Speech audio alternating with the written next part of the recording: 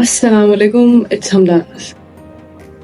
आज का टॉपिक ये है कि एक हेल्दी और प्रोग्रेसिव ब्रेन कैसे अटेन किया जाए। आपने अक्सर देखा होगा जब हम प्रूनिंग करते हैं यानी गोडी करते हैं किसी गमले में, ज़मीन पे, जब भी चाह रहे हो तो हम चाह रहे होते हैं कि पौधे की ग्रोथ अच्छी हो, उसको न्यूट्रिएंट्स अच्छे मिले, तो उसकी ज़मीन की प्रूनिंग यानी एक आले कार से उसको डिसरप्ट करना, तोड़ना, उसके कंफर्ट जोन से उसे निकालना, उसकी फॉर्म को डीफॉर्म करना, फिर उसमें न्यूट्रिएंट्स का डलना, खाद का डलना, गोबर का डलना, एक ऐसे एलिमेंट का काम करता है जो ज़मीन में मज़ीद जान डालती है और पौधा अपनी जड़ों के ज़रिए न्यूट्रिएंट्स लेता है। ह्यूमन ब्रेन का केस भी ऐसा ही है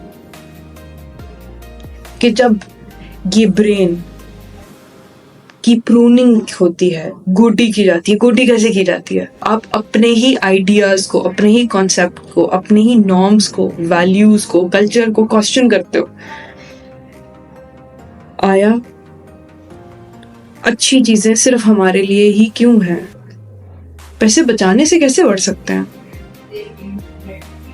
पैसे बांटने से किस तरह घटते हैं? So you question your ideology, question your culture, question your own thinking. तो फिर आप कंटेंट देखते हैं, आप देखते हैं कि फितरत में कौन सी ऐसी एग्जाम्पल्स हैं जिन्होंने आउट ऑफ द वे जाके हमारे इस कॉन्सेप्ट के अगेंस्ट काम किया और प्रोडक्टिविटी लेके आए। फॉर एग्जाम्पल, तजारत जो हमारे नबी ने की थी, वो ग्राहक को उस चीज का, उस कपड़े का डिफेक्ट बताया करते थे, फिर भी प्रॉफिट बेशुमार होता था। तो क्या ये चीज ट्राई नहीं की जा सकती? क्या सच नहीं बोला जा सकता?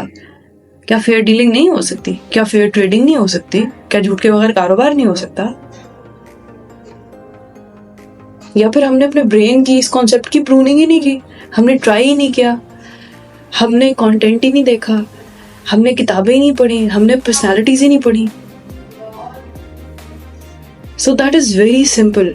अगर आप चाहते हैं कि आपका दिमाग क्रिएटिव आइडियाज दे, आप ग्रो करें, आप बूम करें, आप यूनिक हो जाएं, आप वैल्यूएबल हो जाएं, तो आपको ब्रेन की प्रूनिंग की जरूरत है, आपको गोडी की जरूरत है, आपको अपने अगेंस्ट जाने की जरूरत है, आपको और लोगों को पढ़ने की जरूरत है, आपको अपने ही ख्यालात को चैलेंज करने की जरूरत है।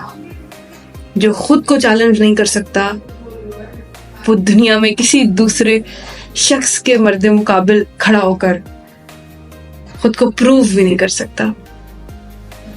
Thank you so much.